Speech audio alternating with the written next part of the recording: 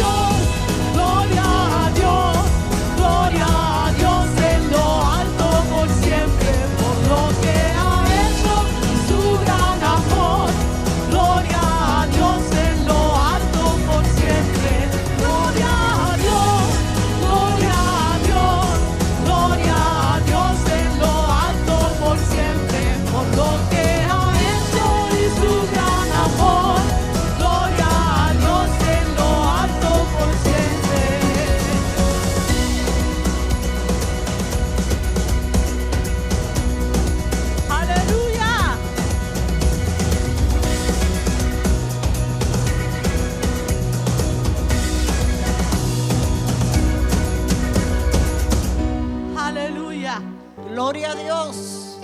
Aleluya. Poderoso es su nombre. Todopoderoso. Amén. Gloria a Dios. Levante su mano y dele gracias a Dios. Que salga de lo más profundo de tu ser una adoración al Señor. Bendice, alma mía, Jehová, y bendiga todo mi ser su santo nombre. Bendice, alma mía, Jehová, y no olvides ninguno de sus beneficios. Él es quien perdona todas nuestras iniquidades, todos nuestros pecados, el que sana toda nuestra dolencia, el que rescató del hoyo nuestra vida y el que nos ha coronado de favores y misericordia. Todopoderoso es el Señor, santo, santo, santo. Gloria a tu nombre. Señor, te damos gracias en esta mañana por tu gran amor, tu amor incomparable. No hay otro amor como el amor de Dios. De tal manera que nos amaste, que diste a tu Hijo, para que hoy nosotros podamos ser salvos a través, Señor, de su sacrificio, de haber derramado su sangre para limpiarnos de todos nuestros pecados, para libertarnos del maligno, para darnos, Señor, oh Dios, el privilegio de ser hijos de Dios y de poder, Señor, también tener todas esas bendiciones y esas, Señor, promesas que nos has dado y poder estar en relación con nuestro Padre y poder llegar al lugar santísimo. Gracias, Señor, por tu pueblo. Gracias por tu iglesia aquí reunida. Gracias, Señor, por todo lo que has hecho, lo que estás haciendo y lo que vas a hacer. Te rogamos, Señor, que en esta mañana tu Espíritu Santo, Señor, tome el control absoluto de cada vida, que abramos nuestro corazón de par en par, Señor, para que recibamos lo que tú tienes para nosotros. Tú uses a tus siervos con denuedo y confianza y pongas tu mano sobre cada enfermo en sus hogares, en los hospitales, Señor, donde quiera que estén. Gracias por la sanidad de nuestros hermanos, de cada una de nuestras vidas, Señor. Gracias te damos. Oramos por el mundo entero, por nuestros gobernantes, por los que están en eminencia, Señor. Tu palabra dice y nos exhortas ante todo que oremos. Hagamos rogativas, oraciones, acciones de gracia por todos los hombres, Señor, por los que están en autoridad, en eminencia, y para que todos sean salvos, porque tu deseo y tu anhelo es que todos conozcan a Cristo como su Señor y Salvador. Te damos la gloria y la honra a ti, Señor, y te damos gracias, Señor. En el nombre de Jesús te entregamos este culto para la gloria y honra de tu nombre y para la edificación de cada una de nuestras vidas, Señor. En el nombre de Jesús. Amén y amén. Gloria a Dios. Un aplauso fuerte al Señor. Gloria a Dios. Buenos días, hermanos, que el Señor los continúe bendiciendo. Antes que todo quería dar gracias a todos y cada uno de ustedes que estuvieron orando por mi esposa. Hace un par de semanas ella estuvo en ir a cirugía en emergencia y ya está en proceso de recuperarse por completo, y esta mañana está a mi lado, y para mí es de satisfacción saber de que su proceso de salud está mejorando día a día. También les quería pedir, hermanos, que oren por mi familia allá en Israel. Casualmente una de mis hermanas está siendo intervenida quirúrgicamente también de la vesícula ahora mismo, y otra de mis sobrinas está en proceso de recuperación también de una cirugía en la vesícula. Así que ruego sus oraciones por mi familia allá en Israel. Así que vamos a orar en esta mañana antes de comenzar a ir al tema. Padre, en el nombre de Jesús te damos gracias, porque no me canso de decir que eres bueno y que para siempre es tu misericordia, y tu verdad, como establece tu palabra, es por todas y para todas las generaciones. Y en el nombre de Jesús, Padre, yo ruego de que en esta mañana tú tengas a bien suplir cada necesidad de tu pueblo, de tus hijos, sus necesidades espirituales, emocionales y físicas, bendito Dios, conforme a tus riquezas en gloria. Que la paz tuya, que sobrepasa todo entendimiento, bendito Dios, pueda de continuo guardar sus mentes y sus corazones en Cristo Jesús, y el gozo tuyo, Padre, que es nuestra fortaleza, de continuo pueda ayudarnos en circunstancias difíciles, pero también alcanzar, Padre, sueños y metas humanamente inalcanzables. En el nombre de Jesús rogamos de que en esta mañana tú nos ministres y nos edifiques a través de tu palabra. En el poderoso nombre de Jesús oramos y te damos gracias. Amén. Bueno, hermanos, en esta mañana vamos a estar viendo una parábola que es muy conocida. Vamos a estar hablando sobre el buen samaritano. Y si todos tienen sus Biblias, está en el Evangelio de Lucas. Lucas es el tercer evangelio. Primero está Mateo, luego está Marcos, luego está Lucas. Y nos vamos a ir al capítulo 10 y vamos a estar leyendo desde el versículo 25 al versículo 37. ¿Okay? Cuando lo tengan, ¿ya lo tienen? Lucas, capítulo 10, versículos 25 al 37. Y mantenga su Biblia abierta, porque vamos a estar yendo versículos por versículos en la medida en que el tiempo nos alcance, y ver lo que en esta mañana Dios nuestro Padre pretende enseñarnos y hablarnos. ¿Ya lo tiene, hermanos? Listo. Dice Lucas 10, verso 25. He aquí un intérprete de la ley. Hermanos, este intérprete de la ley hoy en nuestros días sería un magistrado de la Corte Suprema de Justicia. O sea, son gente que tiene mucha experiencia, mucho conocimiento, no que establecen leyes, pero que interpretan las leyes. Bueno, este era un individuo como este, era un intérprete de la ley. Se levantó y dijo para probarle: Maestro, ¿haciendo qué cosas heredaré la vida eterna? Versículo 26. Él le dijo: ¿qué está escrito en la ley? ¿Cómo lees? Aquel respondiendo dijo: amarás al Señor tu Dios con todo tu corazón y con toda tu alma y con todas tus fuerzas y con toda tu mente, y a tu prójimo como a ti mismo. Verso 28. Y él le dijo: bien has respondido, haz esto y vivirás. Pero él, queriendo justificarse a sí mismo, dijo a Jesús: ¿y quién es mi prójimo? Verso 30. Respondiendo Jesús dijo: un hombre descendía de Jerusalén a Jericó y cayó en manos de ladrones, los cuales le despojaron e hiriéndole se fueron, dejándole medio muerto. Aconteció que descendió un sacerdote por aquel camino y viéndole pasó de largo. Asimismo un levita, llegando cerca de aquel lugar y viéndolo, pasó de largo. Verso 33, pero un samaritano que iba de camino, vino cerca de él y viéndole fue movido a misericordia. Y acercándose, vendó sus heridas, echándoles aceite y vino, y poniéndole en su cabalgadura, lo llevó al mesón y cuidó de él. Otro día al partir sacó 2 denarios y los dio al mesonero y le dijo, cuídamelo, y todo lo que gastes de más, yo te lo pagaré cuando regrese. ¿Quién pues de estos 3 te parece que fue el prójimo del que cayó en manos de los ladrones? Él dijo, el que usó de misericordia con él. Entonces Jesús le dijo, ve y haz tú lo mismo. Hermanos, esta parábola ha sido y aún es una de las más contadas en escuela dominical. Y tal es que encanta tanto, hermanos, que es una de las favoritas de los niños, muy aparte el de la historia de la parábola de las 100 ovejas. Para nosotros los adultos, hermanos, al igual que los niños, hemos escuchado tantas prédicas al respecto de esta parábola, que quizás algunos de las verdades, o si no todas las que he de mencionar esta mañana, usted ya las ha escuchado y quizás las conoce. Así que quizás para algunos, o muchos, o quizás todos, esto simplemente sea un repaso, un recordar de Dios nuestro Padre, ya que una de las virtudes, hermanos, del Consolador es no solamente enseñarnos, sino recordar las cosas que Jesús ha dicho. Eso dice Juan 14, 26. ¿Ok? Hermanos, vamos a estar aprendiendo en esta mañana o viendo lo que esta parábola nos revela, ¿no? Muy aparte de enseñarlos lecciones morales muy sencillas pero profundas, también revelan la naturaleza y el carácter de Dios. Y también revelan, hermanos, los principios que rigen su reino, como el hecho de que no se puede manifestar amor si no es a través de nuestros hechos, que debemos amar a nuestros enemigos, como bien vamos a estar viendo en las parábolas.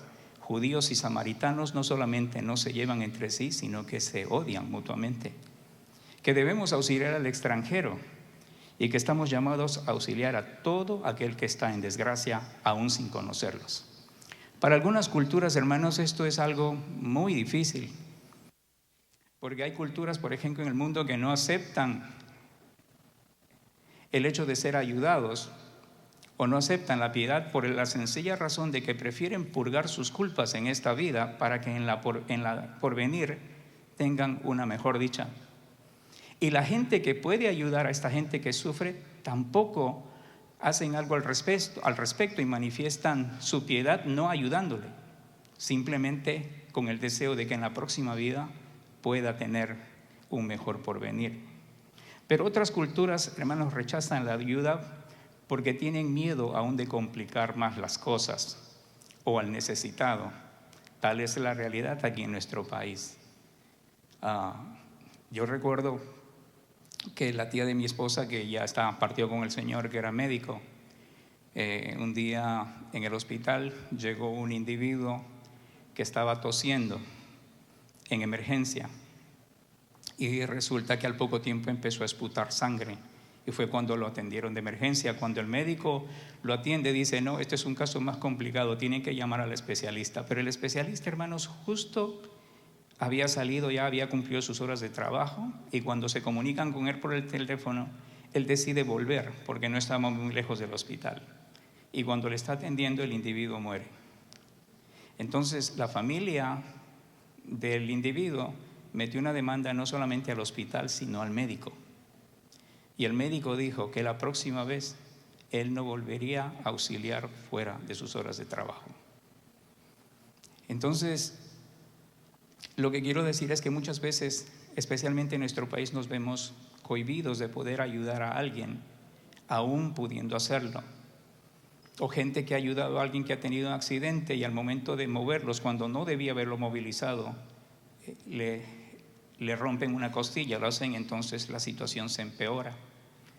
O como en el caso de las carreteras, que la gente ya no suele salir a auxiliar a la gente porque cuando muchos se han bajado a auxiliar a alguien en necesidad, los asaltan.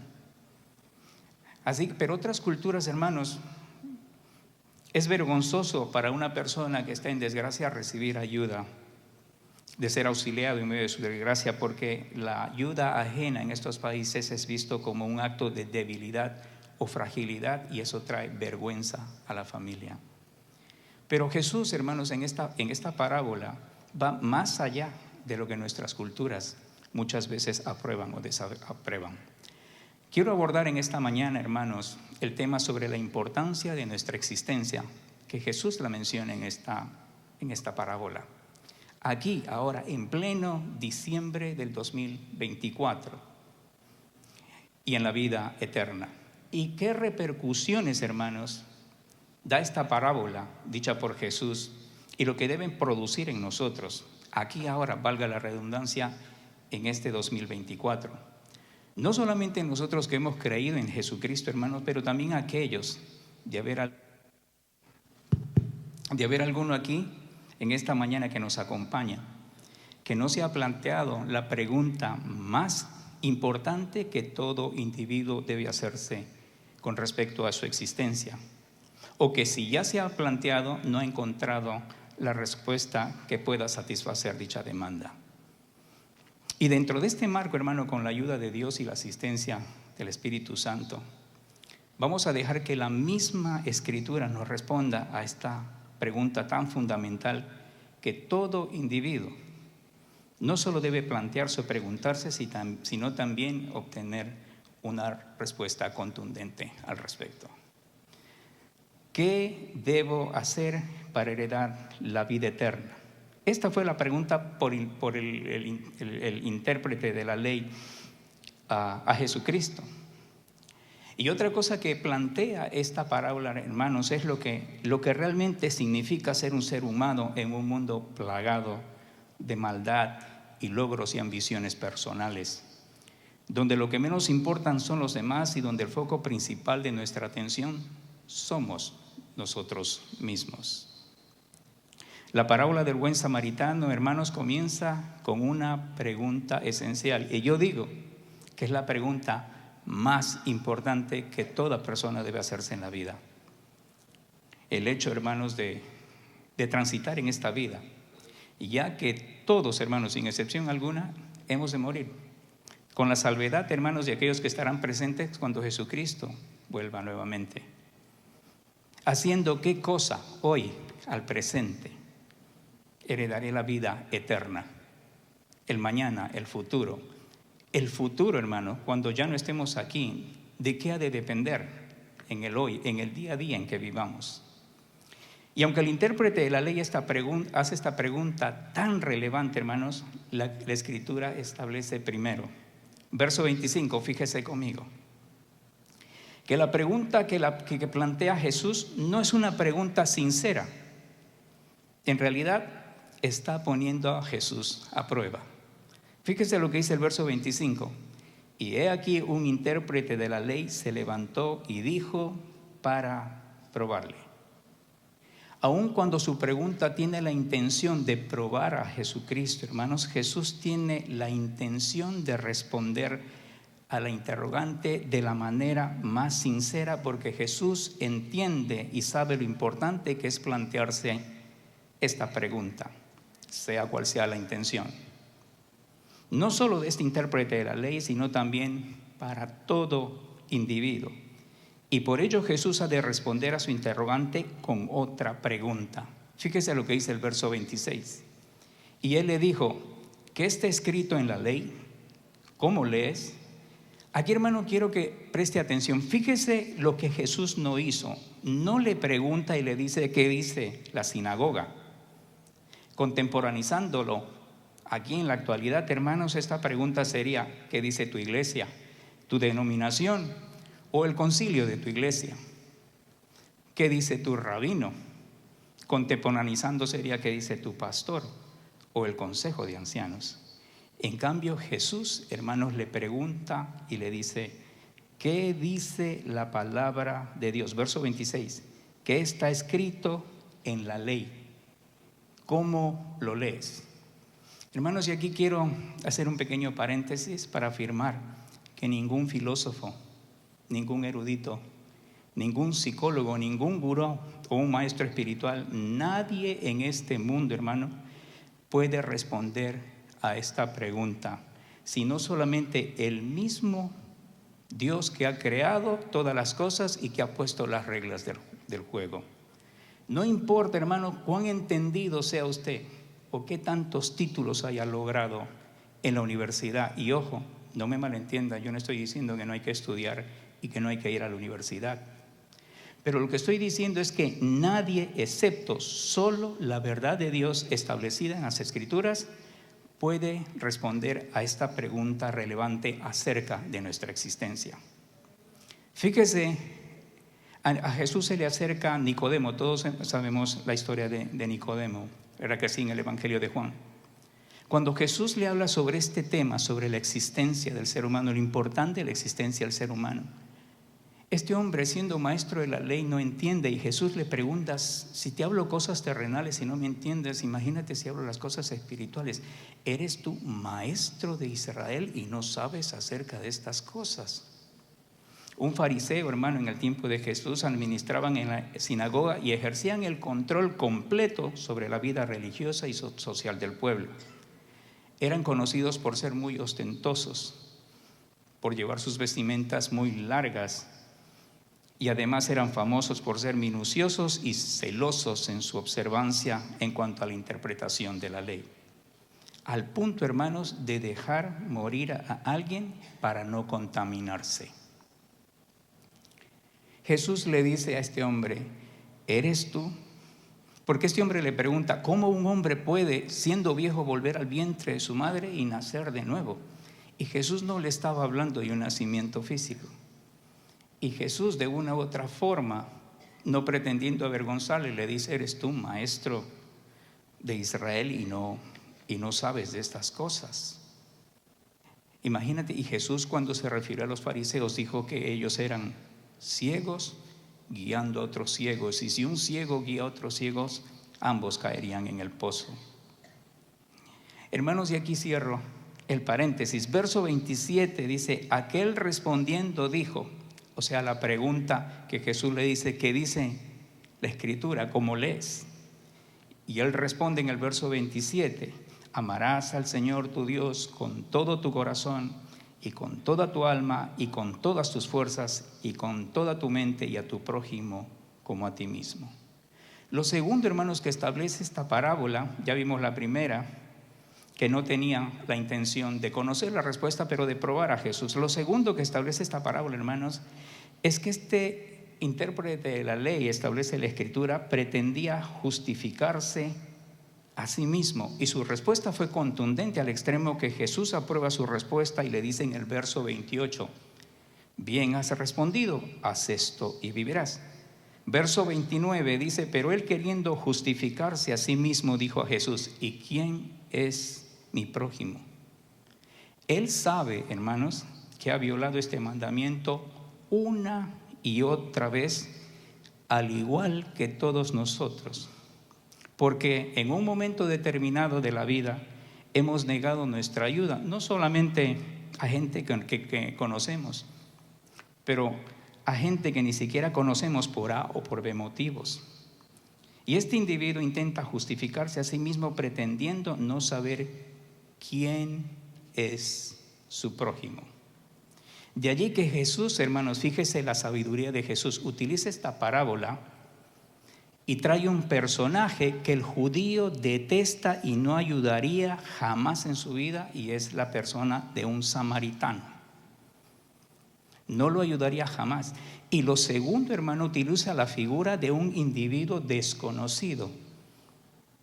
Dice que un hombre descendía de Jerusalén a Jericó. No se nos dice que era judío, no se nos dice si era samaritano, pero es un desconocido. Jesús está tratando de enseñarle que su prójimo no solamente abarca a aquel a quien no ama o al que desprecia, sino también que es cualquier desconocido. Y es allí donde Jesús, hermanos, comienza a narrar la parábola del buen samaritano. Vamos a ver en esta mañana, hermanos, 4 cosas que he encontrado que lo que Jesús pretende enseñarnos a través de esta parábola.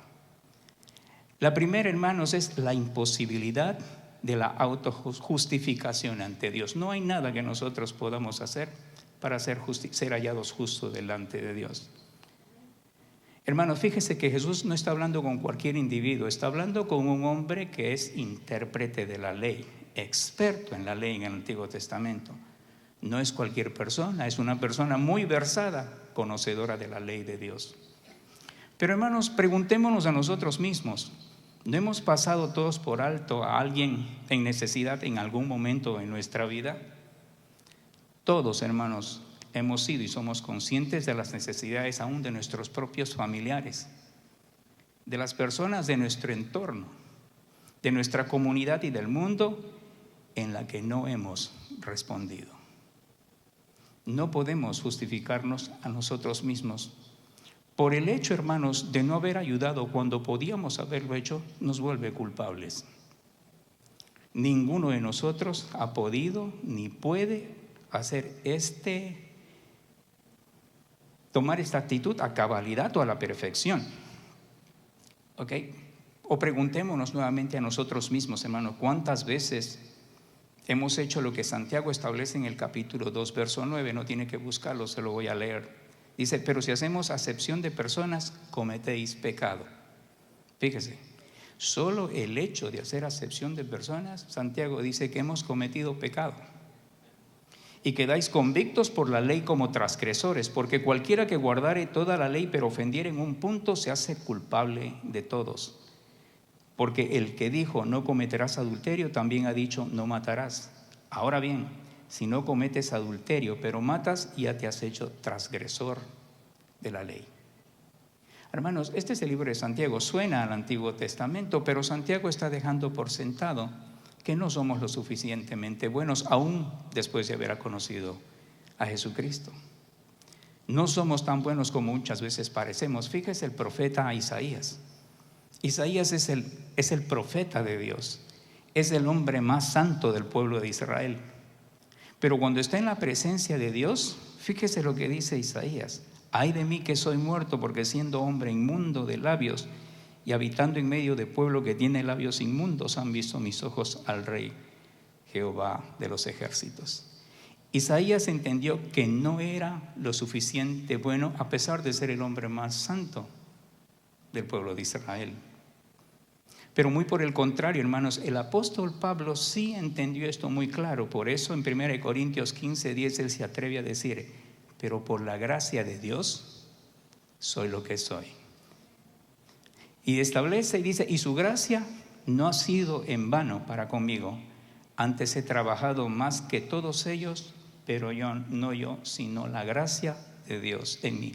Entiende, todos los méritos de lo que Pablo es y lo que puede alcanzar es por la gracia de Dios. Hermanos, y vamos a ver en esta misma parábola, en estos versos siguientes, la triste realidad del género humano, nuestra realidad, y la gracia de Dios ilustrada en esta parábola. El verso 30 dice, establece que este hombre descendía de Jerusalén a Jericó. Verso 30, respondiendo Jesús dijo: un hombre descendía de Jerusalén a Jericó. Jerusalén, hermanos, representa la ciudad de Dios, el lugar que él escogió para hacer habitar su nombre. Jericó es la ciudad maldecida. Cuando usted lee el libro de Josué en el capítulo 6, Josué maldice esta ciudad diciendo que no puede volver a ser edificada. Representa el mundo caído, hermanos, por nuestro pecado. Y este hombre, hermanos, descendía, establece la Escritura, de Jerusalén a una ciudad maldecida en el pasado.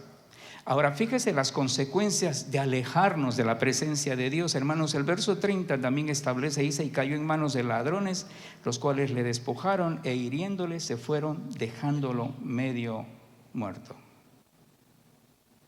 El sacerdote y el levita, hermanos, representan la ley, nuestras obras, y también representan nuestra religión, que no puede hacer nada para salvarnos.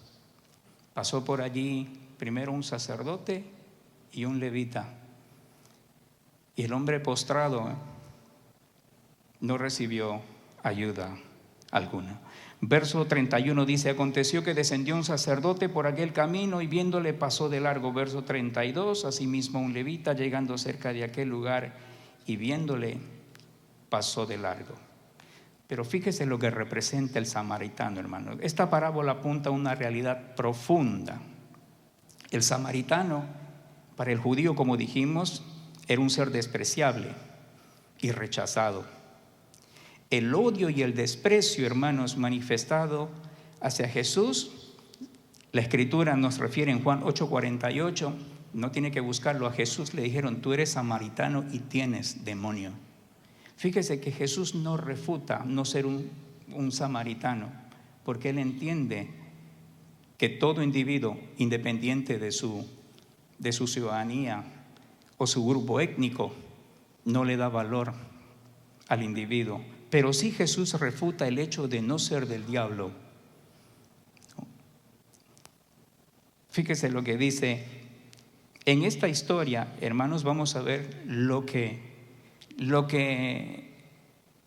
el samaritano es para nosotros. Y usted va a ver esta historia que es muy familiar y usted ya la conoce. Dice que este hombre samaritano se acercó a este hombre viéndolo caído, ¿no? Y después dice que venda sus heridas echándole aceite y vino sobre ellas. Mire, esto tiene que ver con la venida de nuestro Señor Jesucristo y su obra redentora. Y después dice que Él cuidó de aquel individuo. Dice, y poniéndolo en su cabalgadura, dice, y cuidó del individuo. Este es su cuidado continuo y permanente sobre nosotros, hermanos. Luego buscó un lugar de refugio para dejar a este individuo a buen recaudo. Eso venía a ser, ¿sabe qué es lo que representa, hermanos? Su iglesia. Y después le dejó al cuidado del mesonero, que ya usted sabe a quién representa, a sus ministros aquí en la iglesia. Y sabe qué, hermanos, y esto a mí me vuela los sesos. Este hombre le dice: cuida de él y cuando yo regrese te pagaré si has gastado de más. Hermanos, ¿quién ha prometido regresar?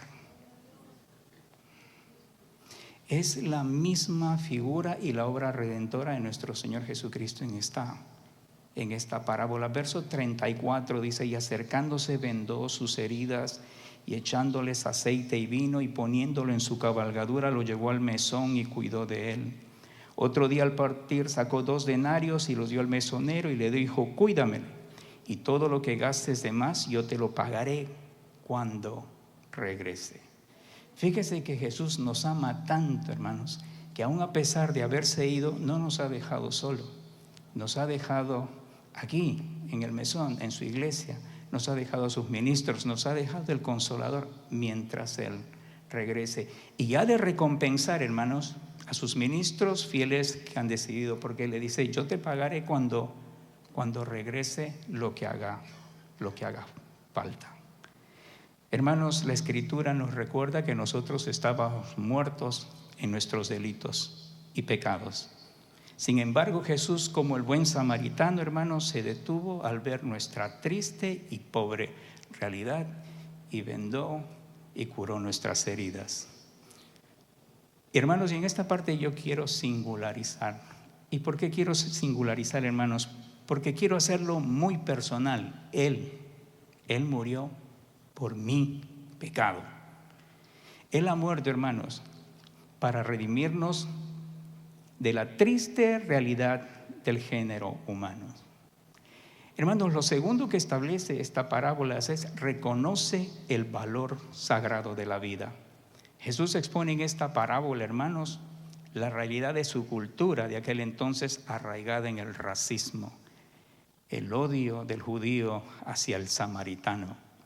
La comunidad judía en aquel entonces odiaba a los samaritanos, pero ¿sabe qué es lo irónico de esta parábola, hermanos? Que el samaritano que ellos desprecian es el héroe de esta historia. Jesús ilustró que nuestro prójimo es cualquiera que esté al alcance de nuestra vista o sepamos está necesitado.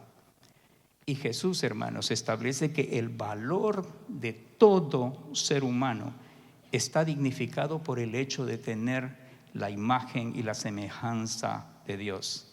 Eso da valor a todo ser humano sin importar el color de su piel, su nacionalidad, su estrato social, etc. La sangre de Cristo, hermanos, fue derramada no por unos cuantos. Su sangre declara el valor que Él tiene hacia todas las personas. Ahora, hermanos, fíjese, Jesús nos enseña describiendo actitudes humanas, lo que realmente significa ser un ser humano. Describe lo inhumano que nos hemos vuelto como consecuencia del pecado. Y Jesús nos va a dar a entender que hacer esto no es nada fácil y que tiene un alto precio. Lo primero, hermanos, que Jesús establece si queremos ayudar al prójimo es que nos va a costar nuestro tiempo. El verso 33 establece que este samaritano iba de camino, hizo un alto en su jornada. Y el verso 35 también establece que tuvo que partir, es decir, tenía responsabilidades que cumplir como usted y como yo, pero esas responsabilidades no evitaron que él hiciera un alto en el camino para ayudar a un necesitado. Lo primero, hermanos, que nos ha de costar, si realmente queremos tener la verdadera imagen de ser llamados seres humanos, hermanos, es el hecho de que a nosotros nos ha de costar nuestro tiempo. Jesús establece que no tenemos excusa alguna para no ayudar, no solo al que está necesitado, sino aún al que no conocemos.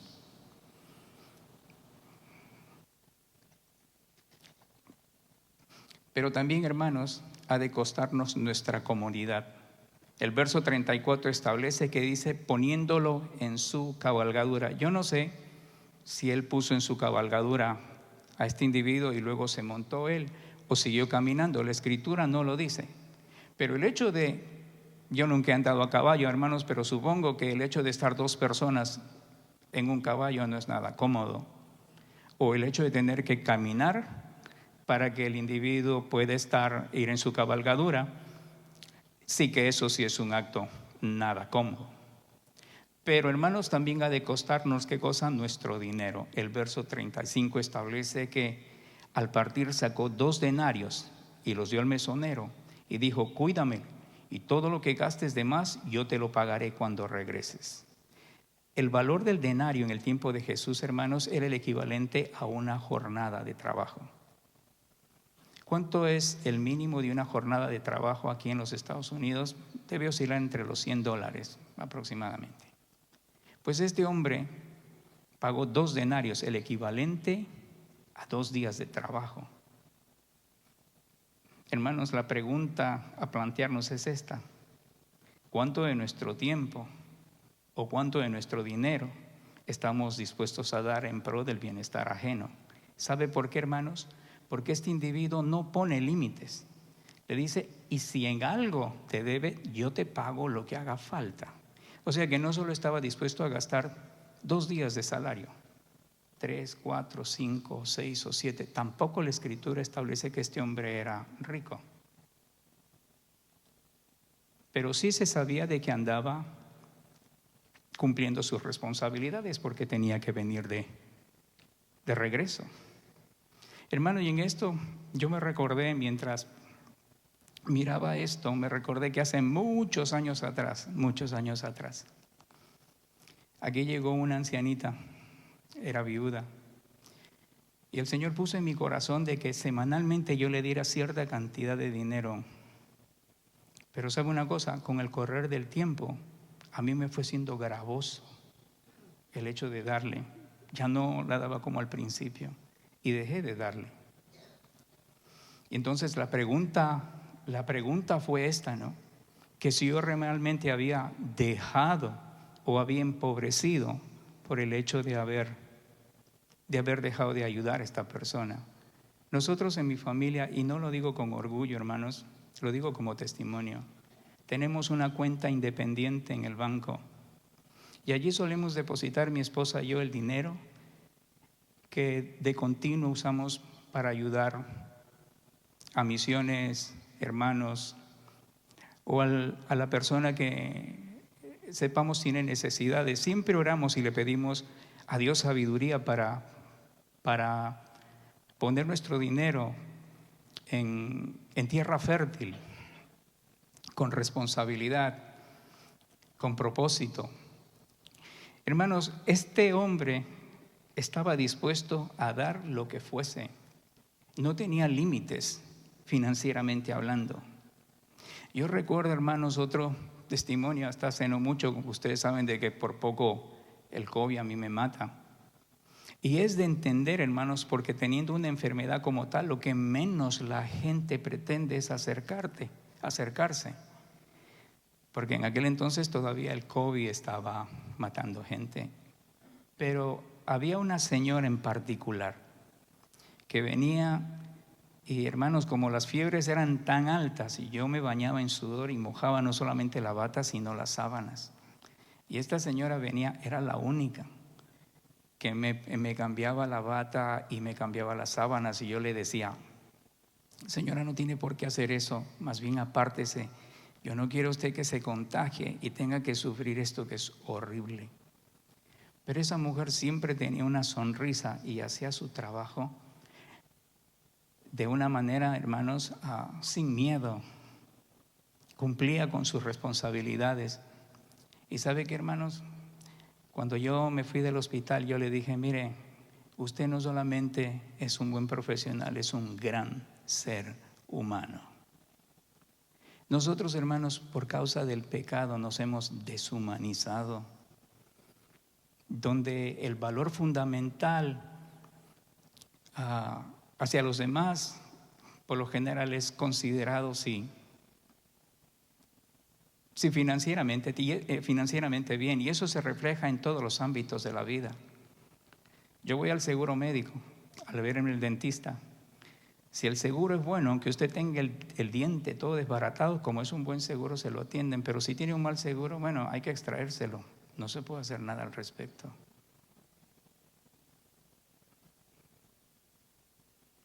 Yo no quiero hablar más de los hospitales, hermanos, pero a mí me dieron de alta aún estando enfermo. Y después, al día siguiente, tuve que volver a otro hospital, porque mi seguro no podía cumplir con las exigencias financieras del hospital. Lo que quiero decir es que nos hemos deshumanizado de tal manera, hermanos, que nuestros propios intereses van por encima del valor que tiene el ser humano. Y Jesús está enseñándonos aquí, a través de actitudes en esta parábola, lo que significa ser un ser humano y lo que también significa no ser un ser humano. Hermanos, verso 33 dice: pero un samaritano que iba de camino vino cerca de él, y viéndole fue movido a misericordia, y acercándose vendó sus heridas, echándoles aceite y vino, y poniéndolo en su cabalgadura, lo llevó al mesón y cuidó de él. Otro día, al partir, sacó 2 denarios y los dio al mesonero y dijo: cuídamelo, y todo lo que gastes de más te lo pagaré cuando regrese. Verso 36, Jesús le pregunta: ¿quién pues de estos 3 te parece que fue el prójimo del que cayó en mano de los ladrones? Verso 37, él dijo: el que usó de misericordia con él. Entonces Jesús le dijo: ve y haz tú lo mismo. Lo tercero, hermanos, que refleja esta parábola es cuando nuestra fe se convierte en religión, hermanos. Cuando la piedad está por debajo del ritualismo o la liturgia. El sacerdote y el levita, hermanos, evitan esta víctima, porque si estuviese muerto o se muere en sus manos, ceremonialmente quedaban inmundos. Y en realidad, el libro de Levíticos, cuando usted lee el capítulo 21, versos 1 al 3, realmente al sacerdote se le prohibía tocar cadáveres, y solamente se estaba exceptuado a hacer excepciones con su familia.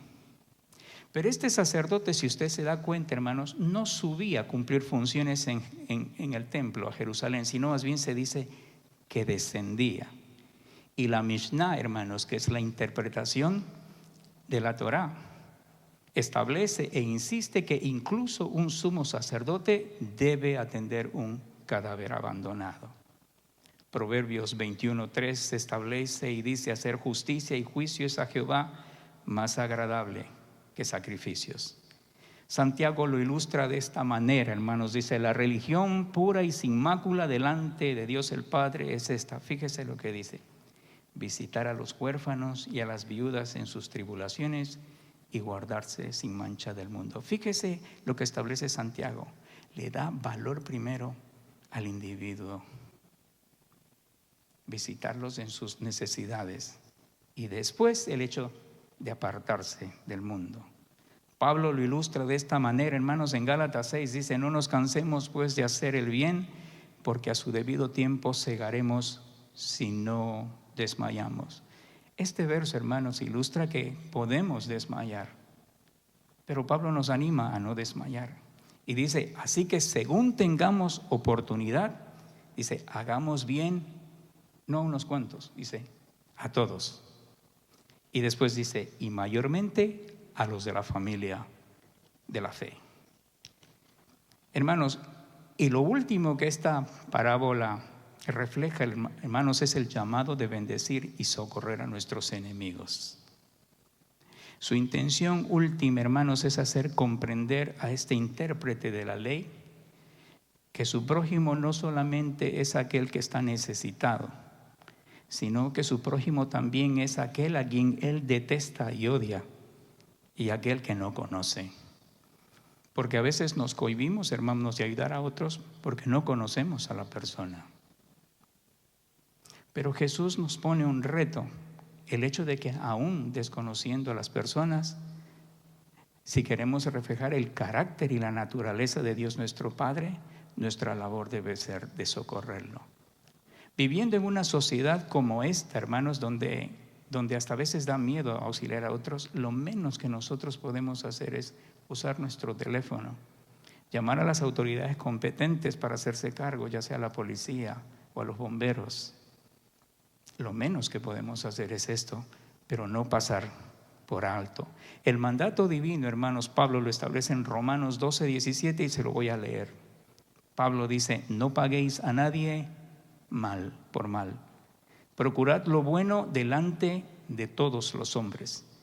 Si es posible, en cuanto dependa de vosotros, estad en paz con todos los hombres. No os venguéis vosotros mismos, amados míos, y no dejad lugar a la ira de Dios, porque escrito está: mía es la venganza, yo pagaré, dice el Señor. Así que, o en consecuencia, por lo tanto, si tu enemigo tuviere hambre, dale de comer. Si tuviere sed, dale de beber. Pues haciendo esto o actuando así, dice la Nueva Versión Internacional, harás que se avergüence de su conducta. Y Jesús nos da aquí la clave, hermanos, para vencer el mal. No seas vencido de lo malo, sino vence con el bien el mal. Hermanos, concluyo con esto. Mi esposa me decía hace un par de días atrás algo así como esto, que la vida es muy corta, que ella escuchó este dicho, que la vida es muy corta para vivirla sin sentido y que la eternidad es muy larga para ignorarla o dejarla de considerar. En esta mañana, hermanos, allí donde usted está, cierre sus ojos y le voy a pedir que se haga una introspección, que se observe usted a sí mismo. Y si usted que nos acompaña por primera vez no ha entregado su vida a Jesucristo, hoy día es el día de salvación para usted. No te vayas de esta reunión sin haberte reconciliado con tu Creador a través de aceptar el sacrificio de su Hijo Jesucristo en la cruz del Calvario. Romanos 3:23 establece: por cuanto todos pecaron y están destituidos de la gloria de Dios. Romanos 6:23 establece: porque la paga del pecado es muerte, mas la dádiva de Dios es vida en Cristo Jesús. Y Romanos 10:9 dice que si confesares con tu boca que Jesús es el Señor y creyeres en tu corazón que Dios lo levantó de entre los muertos, serás salvo. Porque con el corazón se cree para justicia, pero con la boca se confiesa para salvación. Si tú eres esa persona, hermano, que no has entregado tu vida a Jesucristo, te voy a pedir un favor allí donde tú estás. Levanta tu mano. ¿Habrá alguno que nos acompañe en esta mañana que no ha tenido la dicha de poder acercarse a Jesús y ser partícipe, hermanos, de su salvación? Entiendo, hermanos, que todos somos de casa, pero ahora, hermanos, yo te digo en esta mañana, si usted ya ha entregado su vida a Jesucristo, pidámoslos, y en esto me incluyo yo mismo, hermanos, a implorar a Dios como el salmista imploraba, que nos perdone, hermanos, los pecados que no podemos recordar. La Reina Valera en el Salmo 19:2 establece y dice: ¿acaso hay quien reconozca sus propios errores? Perdóname por los que no puedo recordar. Pidámosle a Dios, hermano, que nos perdone los pecados que cometemos sin darnos cuenta. La traducción en lenguaje actual dice: nadie parece darse cuenta de los errores que comete. Perdóname, Dios mío, si los pecados que cometo sin darme cuenta. Pedirle a Dios que nos perdone de aquellos pecados ocultos. La Nueva Traducción Viviente establece en el Salmo 19:12: ¿cómo puedo conocer todos los pecados escondidos en mi corazón? Límpiame de estas faltas ocultas. Pedirle a Dios que nos perdone, hermanos, de aquellos pecados de los cuales no somos conscientes. La Nueva Versión Internacional dice: ¿quién está consciente de sus propios errores? Perdóname aquellos de los que no soy consciente. Hermanos, allí donde usted está, hágase una introspección, obsérvese a sí mismo, a su interior, y orar de esta manera como el salmista lo hacía. Porque, hermanos, como ya vimos en la vida del profeta Isaías, no somos tan buenos como pensamos serlos. Pero en esta mañana sí podemos pedirle a Dios que nos limpie de aquellos errores y pecados, hermanos, que de una u otra manera no somos conscientes o no los recordamos, o aquellos que no consideramos que sean pecados, pero que delante de los ojos de Dios sí lo son. Bien, esta mañana te pido te pongas de pie y vamos a orar juntos. Padre, en el nombre de Jesús, te damos gracias en esta mañana. Primero, por la obra redentora de tu Hijo Jesucristo. No hay cosa que podamos hacer en esta vida, Padre, que pueda hacernos justos delante de tu presencia. Porque de continuo, bendito Dios, aún te faltamos con nuestros pensamientos. Y por eso el salmista decía: examíname, oh Dios, y ve si hay en mí caminos de perversidad y guíame en el camino eterno. Perdónanos, bendito Dios, en esta mañana, porque a veces no somos conscientes de las cosas que no son agradables delante de tus ojos. Gracias nuevamente por la obra salvadora de tu Hijo Jesucristo allá en la cruz del Calvario.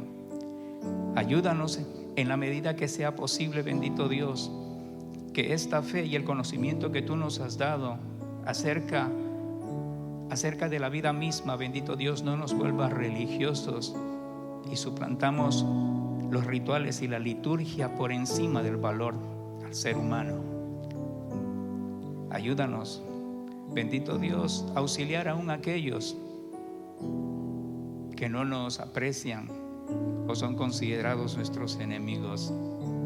Ayúdanos, bendito Dios, a reflejar tu naturaleza y tu carácter, como dijo el apóstol Pablo, que podamos ser imitadores tuyos como hijos amados que somos. Y en la medida, Dios, que tú nos prestes esta vida, ayúdanos a llevar tu reino, a confesar a otros y a explicar a otros y anunciarle las buenas nuevas, bendito Dios. Ayudarlos a levantarles de su condición, discipulándolos, para que ellos también puedan hacer lo mismo con otros. En el nombre de Jesús, Padre, te rogamos que al salir de este lugar, tú nos ayudes a meditar en esta parábola, Padre, y aceptar sus implicaciones y a ser obedientes a lo que tú nos has enseñado en esta mañana. En el nombre de Jesús, Padre, te pedimos que nos ayudes a dignificar tu nombre, manifestando realmente lo que significa ser un ser humano. Padre, a no vivir una vida egoísta, centrada en nosotros mismos, pero dar, bendito Dios, de todo lo que tú nos das, de verlas como un recurso tuyo, los dones, las habilidades, el talento, la vida misma que tú nos das como recurso, bendito Dios, para hacer que tu reino se expanda. Ayúdanos a no atarnos a nada ni a nadie en este mundo. Padre, que no olvidemos el motivo real de nuestra existencia, el por qué y para qué tú nos has creado y nos has salvado, a quién pertenecemos y hacia dónde vamos. Que podamos disfrutar todas las cosas en abundancia, como dice tu palabra que tú nos das, de tal manera que podamos tener un corazón desprendido, bendito Dios, sabiendo que lo que tenemos son recursos que tú nos das para honrar tu nombre y la extensión de tu reino. Y ahora te pedimos que nos lleves con bien a casa, Padre, y esta nueva semana que comenzamos, bendito Dios, danos de tu gracia y de tu sabiduría para hacer todas las cosas en excelencia como para ti, y ayúdanos a ser productivos, bendito Dios, con tu ayuda, para cumplir aún con mucho más de lo que se espera de nosotros, para la gloria de tu nombre. En el nombre de Jesús te lo pedimos y te damos gracias. Amén. Que Dios los bendiga, hermanos.